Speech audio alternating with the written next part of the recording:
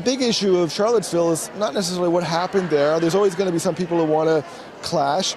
It's what the president said then afterwards, which was so unusual, that the president seemed to show understanding for the neo-Nazis, whereas it's not something you would ever see in Germany. I mean, the politicians in Germany were shocked that President Trump, talking about both sides. It's not something anybody in Germany in their right mind would say. They would have clearly condemned the neo-Nazis for the violence. I mean, somebody was killed there, after all.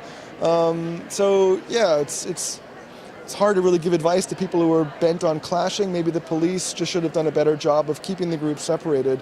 It's been amazing. First of all, it really broadens your horizons. It broadens your awareness, makes you more aware of what's going on internationally, gives you a much better understanding of the political issues between the United States and Germany and really the entire world. We saw the incident in Charlottesville with the neo-Nazi protests and the terrible violence that happened there.